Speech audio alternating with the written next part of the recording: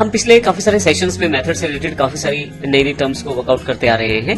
इस सेशन में हम बात करेंगे दो इंपॉर्टेंट टर्म्स के बारे में जो हम पिछले सेशंस में अध्ययन कर चुके हैं, ओवरराइडिंग और ओवरलोडिंग। इस सेशन में हम बात करेंगे कि इन दोनों के बीच में क्या डिफरेंस है। सबसे पहले बात करते हैं हम मेथड ओवरलोडिंग और मेथड ओवरराइडिंग के डिफरेंसेस के बारे में।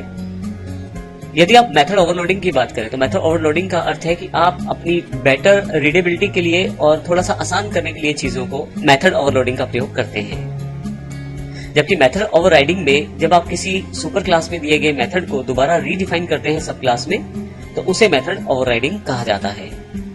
दूसरा जो डिफरेंस है, जब आप मेथड ओवरलोड की बात करते हैं तो वह एक क्लास के अंदर ही किया जाता है, अर्थात एक क्लास में ही एक ही नाम से काफी सारे मेथड्स बनाए जाते हैं और इसी टर्म को हम मेथड ओवरलोडिंग कहते हैं।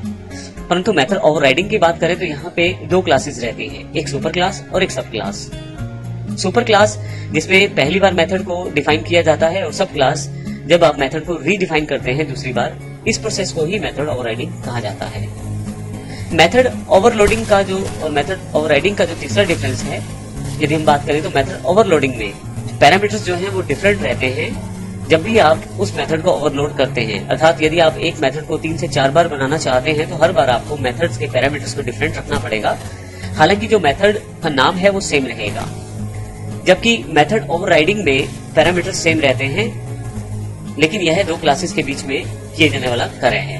मेथड ओवरलोडिंग में रिटर्न डेटा टाइप का कोई भी फर्क नहीं पड़ता मेथड को ओवरलोड करने में। इसका अर्थ यह है कि आप रिटर्न डेटा टाइप को चेंज कर सकते हैं मेथड ओवरलोड करते समय। उसमें मुख्य बात मेथड का नाम सेम रहना है और पैरामीटर्स का डिफरेंट रहना होता है। जबकि मेथड ओवरराइडिंग में आपको सेम रिटर्न डेटा टाइप ही मेंशन करनी पड़ती है ताकि आप मेथड ओवरराइड को प्रॉपर्ली इंप्लीमेंट कर पाएं।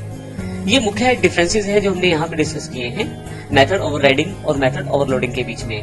क्योंकि दोनों टर्म्स लगभग एक जैसी लगती हैं सुनने में, इस कारण से काफी सारे स्टूडेंट्स इस प्रोसेस में कंफ्यूज हो जाते हैं। तो यहाँ इन एग्जांपल्स को वर्कआउट करने के बाद हमें उम्मीद है कि आप इन दोनों में भेद कर पाएंगे। तो इस सेशन में हमने ओवरराइडिंग और ओवरलोडिंग के दोनों के डिफरेंस के बारे में जाना है, जबकि अगले सेशन में हम एक इम्पोर्टेंट एस्पेक्ट की बात करेंगे, वो है फाइनल।